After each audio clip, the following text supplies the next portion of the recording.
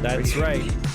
Episode 2 for Tabletop Punks. What's up, everybody? I'm JonJonTheWise. James, you're here, James?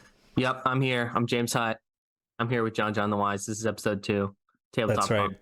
We want to thank you guys for your awesome support and love and all the great things that you've been saying online and supporting our show. We really appreciate that. And we have more show to give you guys. We have more stuff going on, right, James? Absolutely. Stuff's going on all the time, including right now. This is the thing that's happening. It's happening right here live. That's right. That's right. For us, but not for you. Yeah, make sure you guys head over to 2 websites. The first one is James Hutt Games, jameshutgames.com, right? Not that there's no T, I always mess it up. JamesHuttGames.com. And the link is in the description below. Make sure you guys go there, sign up for the newsletter. So any cool games that James is working on, you guys will be in the know. And also tabletoppunks@gmail.com. Make sure you guys send us your emails, your reviews. We really appreciate all of the comments and everything. We got some great comments from some people that really supported the show, and we really appreciate that. And we're gonna keep it going, baby. Keep it going. I have to say, I am not immune to positive comments. I read them and they make me smile. Yeah. You know what I mean? Yeah, I know exactly what you mean. So James, talk to me. What's been going on lately? What's been on your mind? Lately, I've been head down working. I'm working on Fossilized Violence at our TAL. That's been awesome. We've been running some playtests. We're running more playtests on this game than I typically run because I want to make sure this one's, I need to make sure it's good. Yeah. Because they're going out on a limb. Let me do my own thing. So I got to make sure I return that. Anyway, everybody's been loving it. And I'm very excited to, I am doing like an hour at Gen Con. Oh, that'll sick. be all about that. And so I'm very excited to, get that moving to tell everybody about it. So this is the elevator pitch for like a nerd. You see another nerd in an elevator and you're like, hey, let me tell you something. It's a dinosaur battle game where the idea is you buy like those toy dinosaurs from like Michael's or toy stores or whatever, and then you can just collect day. You can find nice brands of those. Get out your Dino Damage figures, 3D print. Or 3D print your own plastic dinosaurs. I don't know why you'd need to do that, but you can. But anyway, yeah. So you get to fight plastic dinosaurs, and you get to move them around using your hands, and it's a fun game about rolling dice and fighting big things.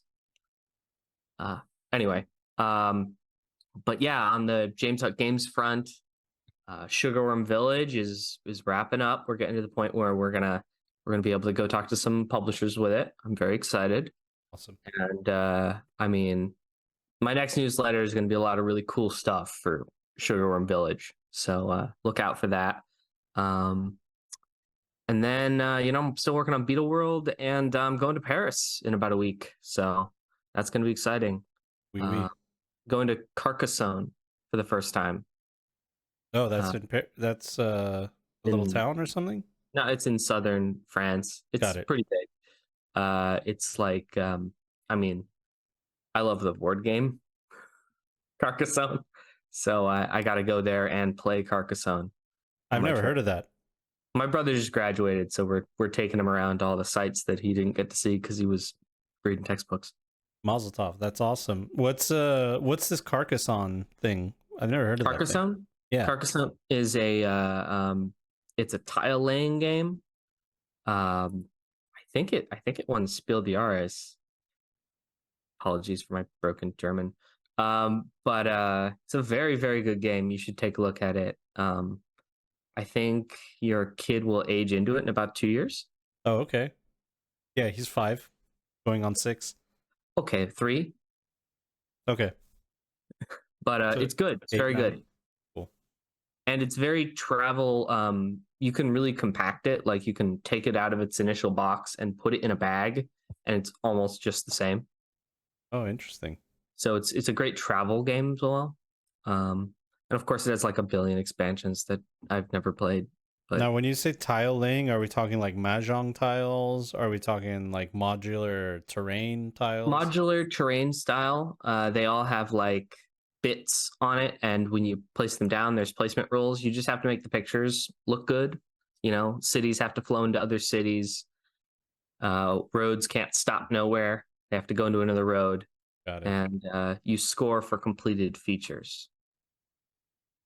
Anyway, it's cool. And at the end of the game, you kind of take a look at your the French countryside you've created on the table. Anyway, that's a random board game review in the middle of everything.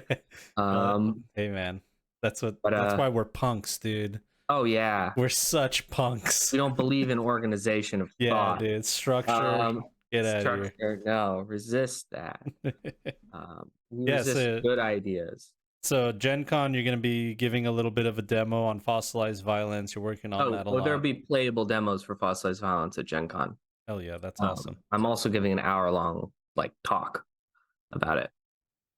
Fossilized Violence talk. Oh yeah, lots of good stuff happening there. Anyway, that's it for me. What have you been up to, man? Well, not much really. I've been playing a lot of Fallout 4 because that new Fallout series came out. Did you check it out, by the way? I know I told you about it. I haven't finished it.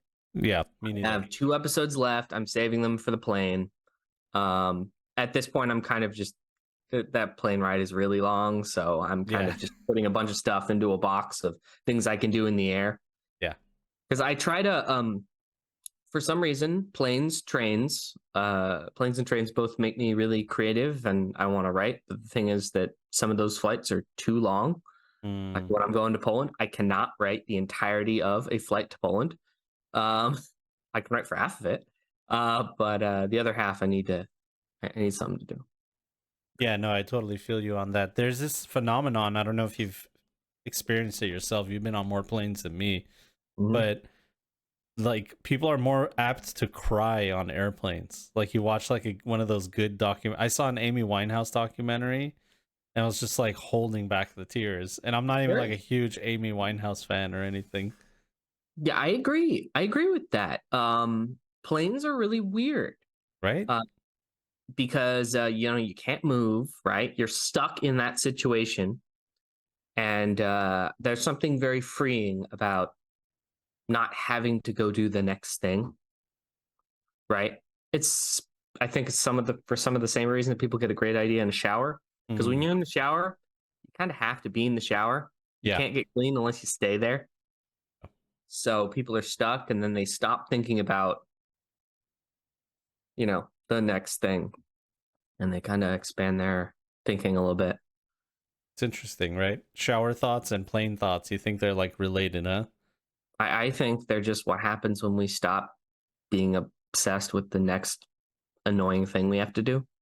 Well, yeah, because we're so overstimulated with cell phones too. Like, I don't know about you, but if there's like a lull where I'm just like sitting there at the car wash, the phone comes out and I'm checking out the phone, There's no just sitting there and reading the back of the shampoo labels anymore. No, shampoo bottles are inherently uninteresting these days. Yeah, dude. I don't even know half of those ingredients.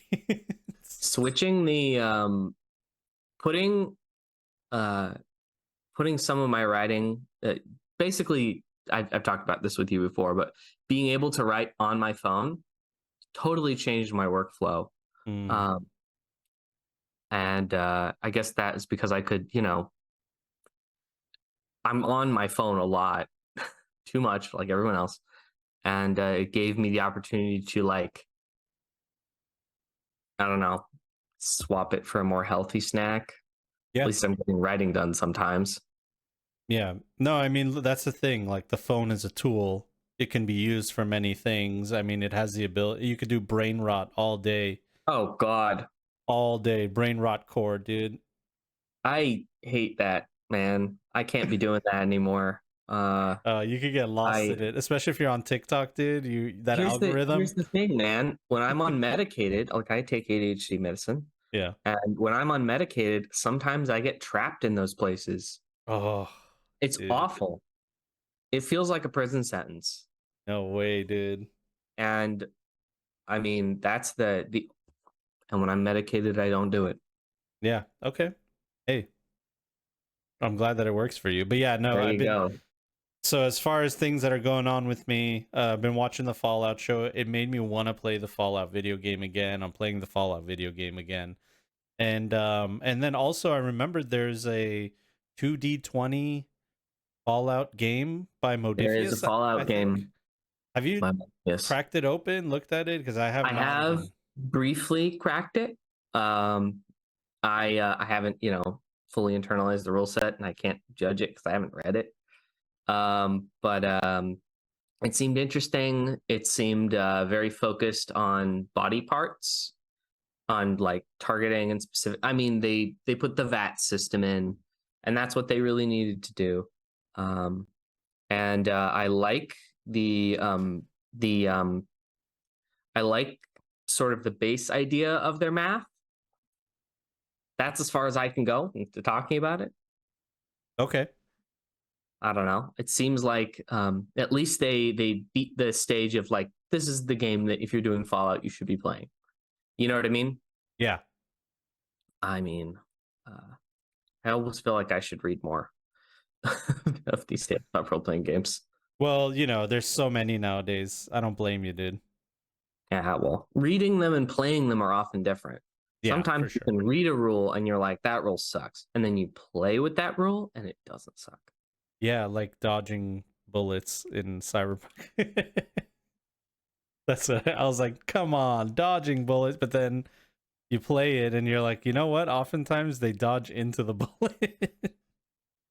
I mean, on a VTT, Yeah. which, Cyberpunk Red is not fully designed for VTT. On a VTT, the idea of having to have somebody else say, oh, wait, no, I'm going to do this, makes it so you can't have a one button attack roll. Yeah. And I am of the belief that if you are designing a game for a VTT, you need a one button attack roll. Yeah. Hit a button, attack the player. I think that Cyberpunk doesn't do that. And thus, I mean, that's why I think a lot of people are unhappy with that personally. Or at least, on a VTT, it's not optimized for it. Yeah. I think that, maybe someday I'll make a game optimized for a VTT, but certainly Fossilized Violence isn't. Fossilized Violence is meant to be physical, and a lot of its mechanics are physical mechanics. Yeah. No, I mean, there's something to that. The physicality, like actually right now, funny enough, I'm theory crafting how to run a Cyberpunk Red one shot because it's been a little while since I played my regular group. We haven't gotten together because of scheduling. Oh. We all know all that, how that is. But so I'm like, you know what? I want to get an in-person game in with some local friends of mine. I have all these Monster Fight Club minis, like so many, over 120 minis I have. I have terrain that They I just put out the printed. pre-order too. Yeah, I got that. Go I get got some the edge more. runners. I got my edge runners coming, baby. Oh, good. So yeah, it's and when I talked to Dustin from Infinite Sided Dice, he's an old school tabletop gamer. Like if he's playing the RPG, he'll spend like all night making the like terrain piece that he needs for the one session. You know what I mean? That's awesome. And yeah, it's really awesome. And he told me like there's something to it whenever you're trying to draw a line of sight from one miniature to another and you have terrain and it's like verticality and stuff like that. It's on top of a roof, you're on the bottom of the roof. And like you can really toy with that and make it a lot more tactical than you can on a VTT. Or even Theater of the Mind, you know what I mean? It's lot true. more tactile. So it's true. I'm toying with that right Red now. is at its best when you have terrain. That's what I'm saying. I feel like there is a peak way to play Cyberpunk, and I think miniatures are involved with it. The VTT does a really good job too. Like Cyberpunk Red just like fits right into the VTT world. But I think I'm not sure, but I feel like you guys, when you were designing it, you really had in mind that people were going to be there in person. Oh, we tested it physically in the office. That's how it's to be played. Yeah, exactly. That's how we designed it to be played. It's just right. Me. Honestly, it was a lot of me beating Cody up and Cody beating me up. In a lot of if you look at our early dev notes, you can see a lot of the environment alley environments we were making for the game. Yeah, that's cool. Anyway, I think that's cool because honestly, Cyberpunk has a simulationist bent to it, and that means it's always going to be better physically on the table with a bunch of different buildings and all this cool stuff. Yeah, man. And I have hell, if you want to buy that stuff, Monster Fight Club will sell it to you. My gosh, dude, they have. I told you, I have awesome. 120 models. I don't even have every gang. I don't have the kids, whatever the kids are, and I have some models that I'm missing too. And now they got a whole new batch of models coming out. They got buildings too, my guy. They got buildings. I have 3D printed buildings from Saucerman Studios. Were kind enough to send me like all of their STL files. I printed them out like crazy. I have scatter terrain. I have everything, and it's all painted, ready to go. No gray plastic. So I'm like, all right, I gotta take advantage of this. I gotta get something going. You know, I have enough models where I can have NPC models just like sitting around on the map. You know what I mean? Nice. Yeah, so I'm playing around with that idea, but of course, it's suffering from the scheduling problem as well. I'm trying to get a bunch of adults with kids to find a time and date to play for 4 hours, and it's so hard. That's the next step of scheduling, you know? Yeah, dude. Scheduling with kids, my gosh. Yeah, it's nuts, dude. We gotta have some kind of daycare. I gotta hire like a daycare person right there. I mean, think about it. You could hire one babysitter for a bunch of different people at the same time. Yeah. Maybe you're onto something there. I don't have kids. Is it obvious? Yes, I know. It's obvious you don't have kids. Yeah, no, and the shop that we go to, I know the owner. He's my best friend, and they have a nice little upstairs area. I could convince, dude. You know what? I could convince him. Hey, we might hire like a professional, take care of the kids. All right, we're brainstorming. You're what is it? You're trading heavily in nostalgia core right now. You know, you're like, oh man. Yeah, you're a very lucky man, John, to have all those things. Dude, I know, man. I really am, including having a friend like you. But yeah, we're similar. Yeah, we should, you know, tear up. Then cry. It'll bring us ratings. So. No, I don't want to cry to get your episode 2 will make you cry. Okay, but for real though, I interned at ABC News. Nielsen ratings are insane. Yeah, they are one of the most cyberpunk things. They are one of the most cyberpunk things out there. It used to be you would have a Nielsen box. You'd have a special box in your house. They send these special boxes to certain people, and those boxes kind of watch what they watch. Mm-hmm.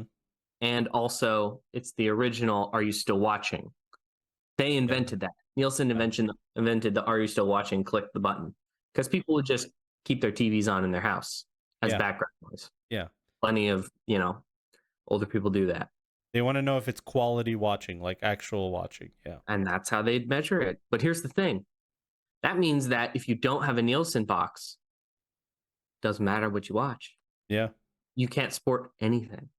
Yeah, no, and nowadays, almost no one does. Like, I don't know anyone who had a Nielsen box. Yeah, I didn't know anybody that did either. That's why it was such a weird metric. But nowadays with streaming services, they have their own built-in. They got all the data. They have everything. That's why we're starting to get these shows that look really, really like kit bashed together. Mm. You know what I mean?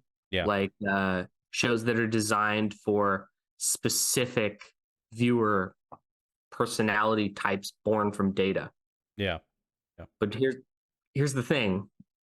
Most people share Netflix accounts, and a lot of people don't have their own profiles in their Netflix accounts, right? Like everybody's on the mom account that's at the top, right? Or the dad account that's at the top.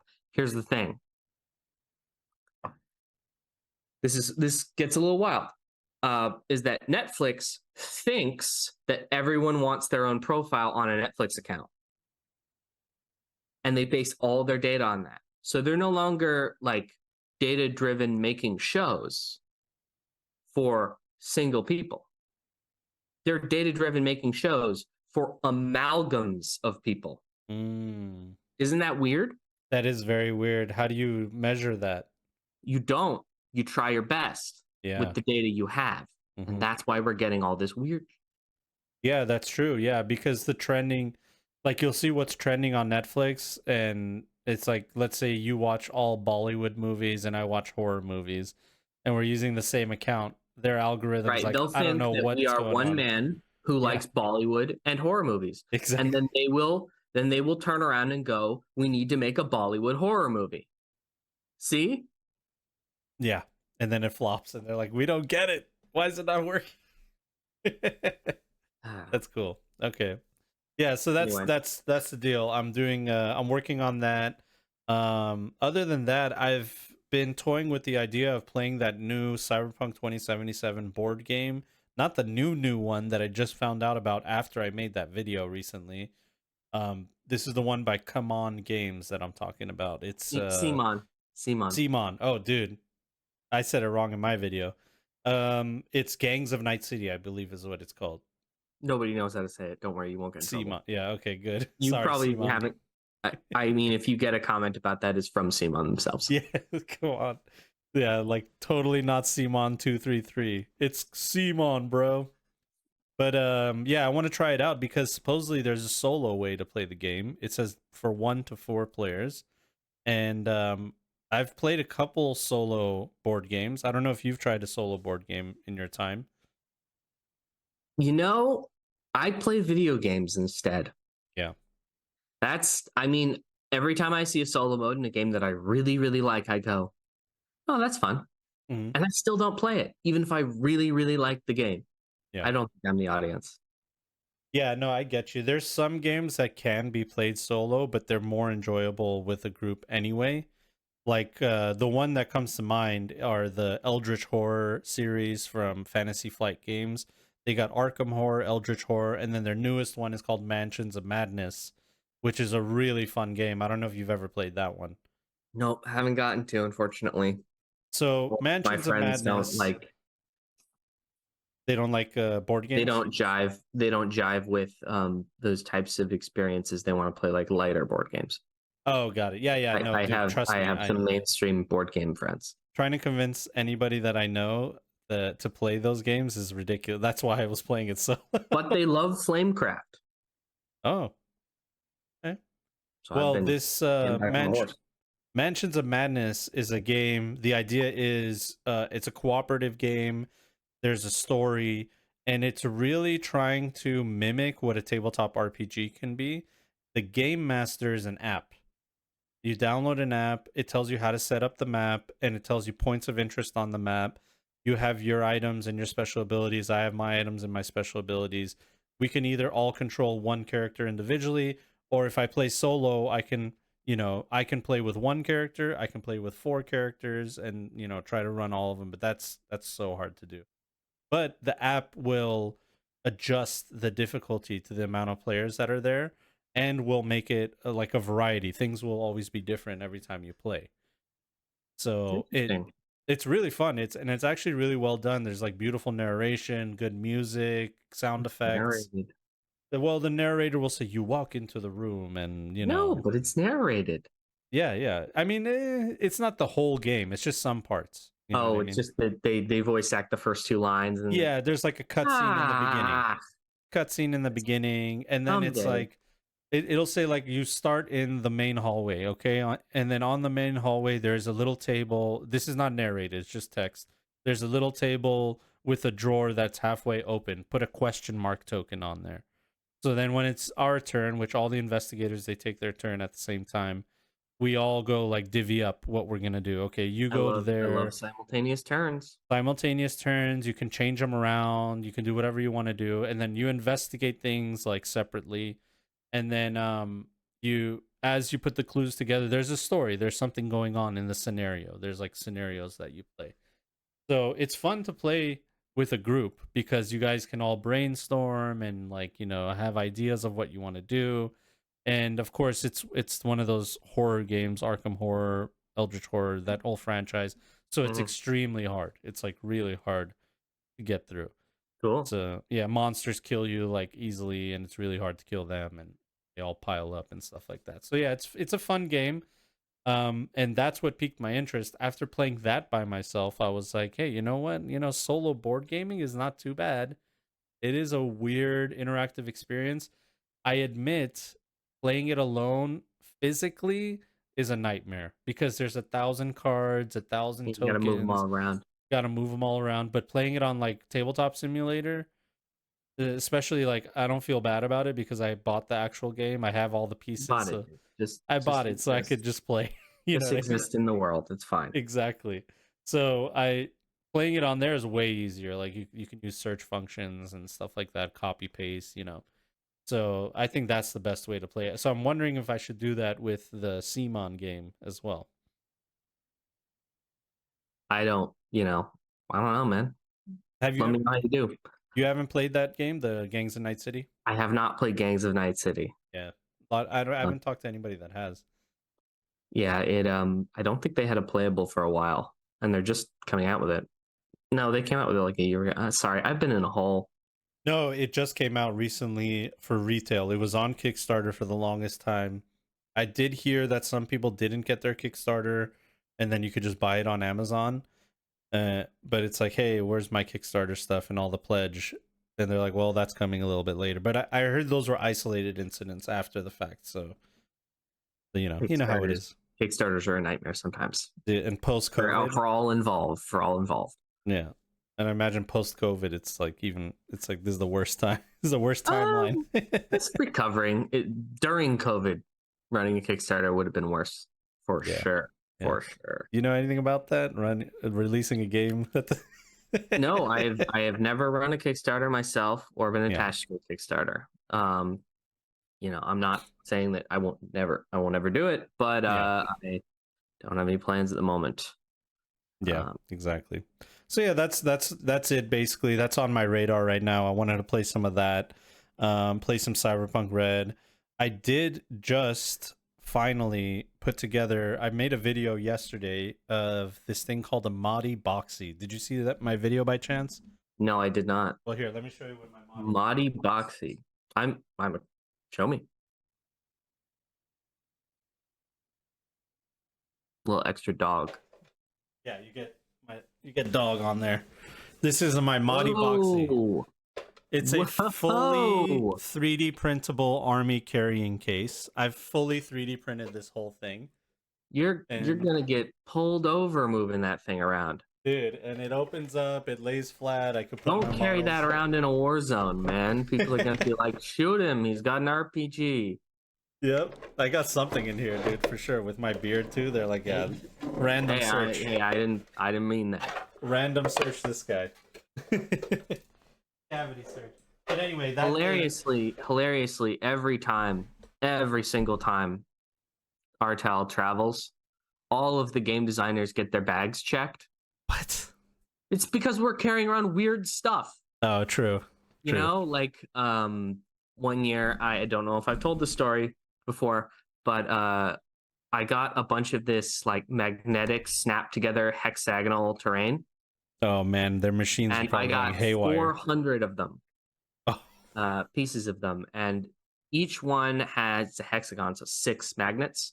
So I went in with 400 times 6 individual magnets that all appeared to be in like a hexagonal grid when they searched it, and they basically shut the line down. Oh, they were like, what dude. is this? What is this? Sir, explain. It must have looked like an alien artifact. Yeah. Anyway, they looked at it and I was like, it's for gaming, like Dungeons and Dragons. I'm a nerd. And they looked at me and they went, oh. Yeah. They're like, oh, it's one of you guys again. Oh, almost like, oh, like my nephew. You know what I mean? Yeah. I got a very much like, oh yeah, I know a guy like that. I saw it. Yeah, I know a guy like that. He's harmless. Yeah. No, I mean, the idea behind this ModiBoxi thing is it was a Kickstarter. I saw an ad on Instagram for it, and for a $50 price tag, they give you all the files that you need to be able to print modular carrying case. It's not just for like models. You could also do like cards. You could make a dice tower, and there's like multiple designs on stuff that you can do, and it's all modular. So I was like, oh, dude, this is amazing. I could custom make the carrying case that I want, which I did. But the only issue is I thought like I just print the files, put the pieces together, and I'm good to go. And it's like it was definitely not that way. Like the engineering is sound, but every print is always going to be different, and every printer is always going to be different. Yeah, a little. And you got to mess with the settings. You got to change some of the settings. Like you got to know how to do a little bit of.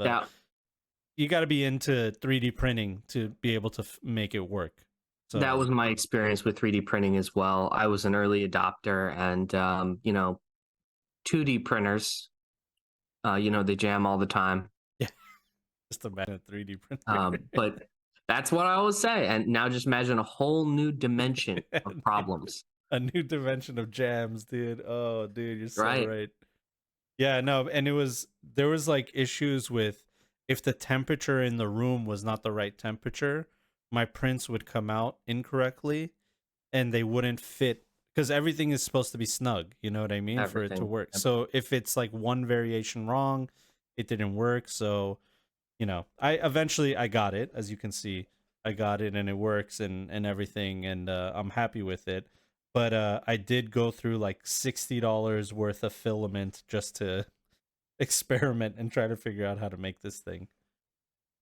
But yeah. Hey, there are people that love 3D printing, and they're really into it. Yeah, and, exactly. Frankly, you got it for Warhammer, not for the box. Yeah, I got it for Warhammer, that's for sure. Yeah. But 3D printing is fun, man. Like I 3D printed my all kinds of cool stuff. I'll show you another cool thing I 3D.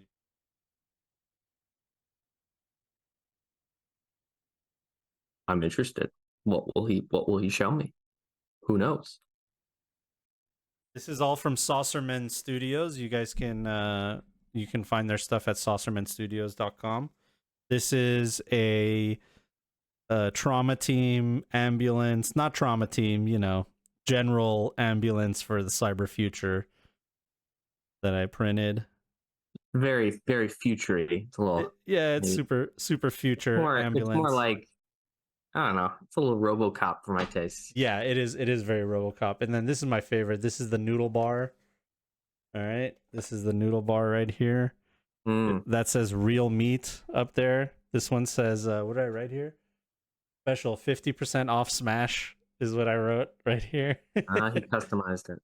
Yeah, I customized it on the back here. It says Maelstrom, The Chicken is a Lie, Riot, FNCPD, and all kinds of cool stuff back here, Oh, that's sick. Little graffiti and tagging. And does then, does the roof come off? Oh, yeah. Oh, that's cool. Modular. Everything's modular, too. So, like, you can print each now piece. You just have to do like 60 more of those, and I know, dude. I know. And I got my printer down the settings. Like when I printed these, my settings were not as good as they are now. So I finally got them where they're supposed to be. Excuse me. So yeah. So you see why I need to do some of course. Some Cyberpunk Red with minis. Absolutely. But yeah. So yeah, that's my quick review of this ModiBoxi thing. And 3D printing in general, dude. You just got it's a hobby just like anything else. Like you got to do your research and then get familiar. Your 3D printer is like an oven for a chef. Every chef knows their oven and knows like how it behaves, what temperature it'll work and stuff like that. It's the same thing with the 3D printer. Yeah, I'll tell you that my Helldivers tabletop RPG idea has not come to fruition yet. I honestly think it would serve best on a virtual tabletop. I know we were just talking about how playing it in person and all that in Cyberpunk Red, but I feel like on a virtual tabletop, I can make a big interactive map that we can explore, and I can have tokens for all the various enemies and stuff like that. And now that you played the game, since I bought it for you and we played a few games, and you've well surpassed me in that game. I've been playing that game a lot. You've been playing that. So is everybody else. And dude, how awesome is are the developers, dude? The way that they like update the game and stuff like that. You're getting like DLC level content every week, every few weeks, every month. I think they've prepared a lot pre-existing. This is them drawing from a large amount of content they already had.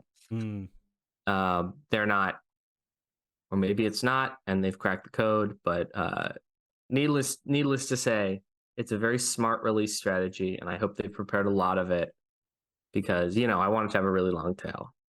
Yeah. Well, what do you think about this? I'm sure you've heard of Joel. I think that having a campaign based live service game is a really cool thing. That's very unique, and it should be someone's job to do that, just like it's somebody's job to be a community manager. Frankly, I think other games should do this type of thing. The reason, sort of like the way Helldivers 2 is set up, it allows for this interaction. I don't think it could be back-ended into other games. No.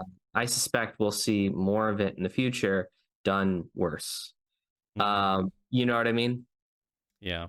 But yeah, that's what I think. Yeah, I think we saw some of it like in MMOs. There was like the admins that are in the MMO, but they're just like making sure people don't cheat, and I don't think that's this. But it's not the same. This is Joel is literally like a game master, and he runs it like a game master. And from some things that I've seen from the developers posting on like Discord or Reddit or whatever, they talk about how he's like a madman, and he has like he's like that Charlie Day, it's Always Sunny meme with the.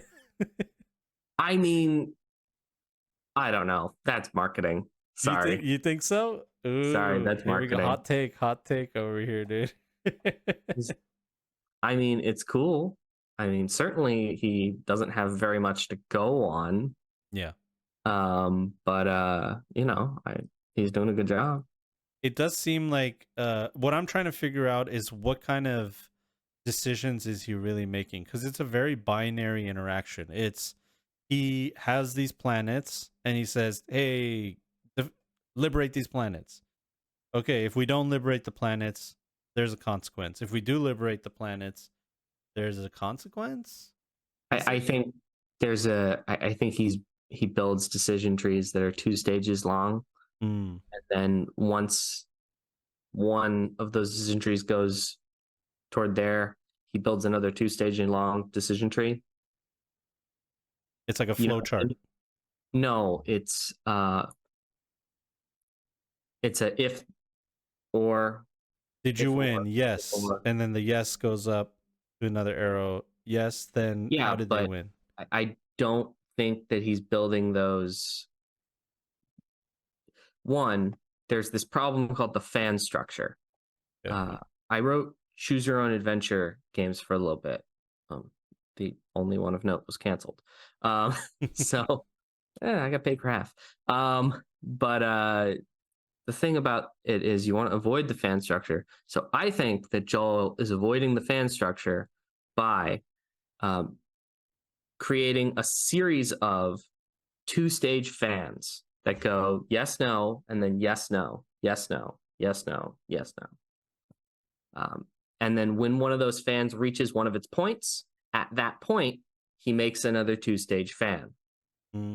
That way he can do a fan structure, something that feels like a big fan, but without doing all of those wasted choices that were never made. Got it. And frankly, I think that might be sustainable. And it's certainly very fun and social experiment-esque. And it moves forward, right? Yeah. It moves forward as it evolves. I think it moves. Yeah. I think forward is, as we saw with, this isn't going to matter to anyone who hasn't played Helldivers. Sorry.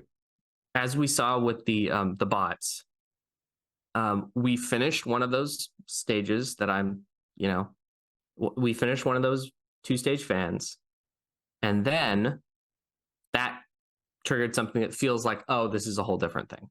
Yeah. Yeah, for those of you that don't know, just to bring you up to speed, if you've never played Helldivers, there's a whole enemy faction called the Automatons. They're like Terminator robots, And for a while, all the missions were liberate all the robot planets, and little by little we're going through it, we're winning the campaign, and it's like, hey, there's like 3 planets left, and are we really gonna kill all the robots? And the order came in like, destroy the robots once and for all, take out all their planets. And we did that, we won, and for like 5 days, 4 days, there were no robot planets to play on. They were all gone. We liberated every robot planet. You go onto all of their social media and they posted like, it's Liberation Day, we got all the robots, and it showed like, really cool in lore celebration shots of like various cities celebrating that we got rid of the robot threat. But of course, everybody in the back of their mind, they're like, okay, we didn't really kill the robot, something's gonna happen, maybe a new faction's being introduced. And it really got people guessing like, okay, what's gonna happen next? And what ended up happening is the robots that we killed were a scouting party, and that was not even the main fleet, and now the main fleet is coming to invade us. I yes, but it felt cooler than that. It felt cool. It felt cooler than that. It definitely did, because it was over like a few days. It was over like 2-week period of like killing the robots and then them coming back and stuff like that. So we watched it evolve and we were a part of it. And even if you're just a casual player, you're a part of it anyway. Like, you got the rewards and stuff like that. Yeah. And then there was the hardcore players playing till like 5-6 a.m. all-nighters trying to liberate planets. so yeah, it was really cool. And as you said, it's cool that you get that kind of service in a game where it's like live service game mastering.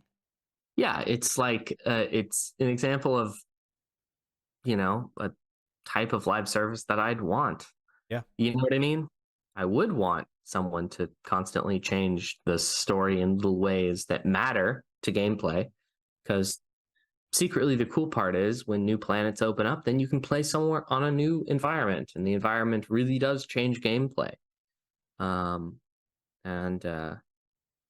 I kind of can't go play the planets that I could play 2 weeks ago.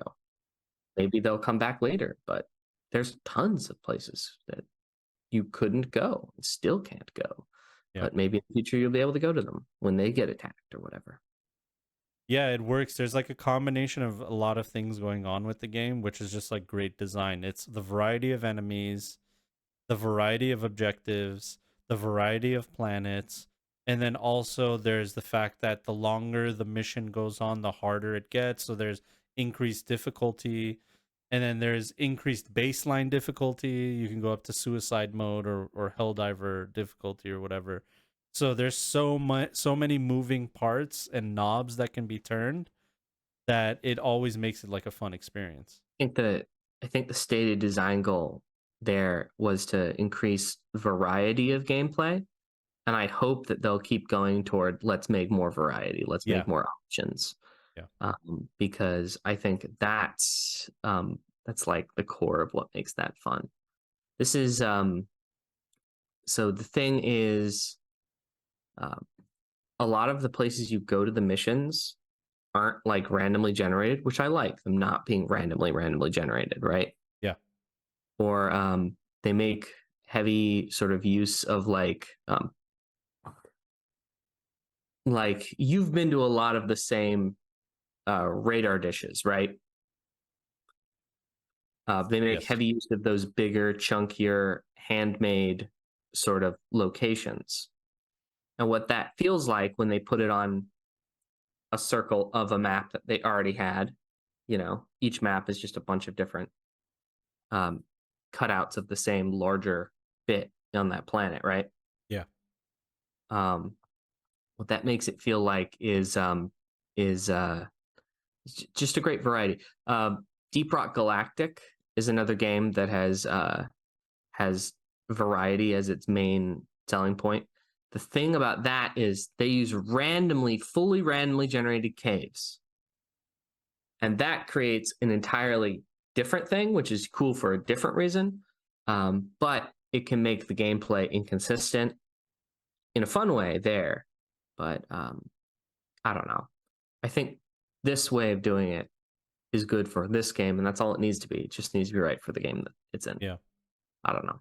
Yeah, There for are a lot of parallels between Deep Rock Galactic and Helldivers too. Oh yeah, for sure. I've seen those parallels. When it comes to like tabletop role playing games, I I got into the trap in the beginning. I call it a trap. It's not really a trap. Maybe other people feel differently, but I thought it would be cool if I had 1,000 like tables to roll on, and I could just run a session on randomly rolled tables. But I've found in practice that it doesn't really work that well that way. I've run games like that, and I've also, I've gone to that design extreme in, weekend projects and whatnot to see what's going on over there. And the human element is missing. Yeah. And that's why they show up, right? Yeah. They come to play with a human.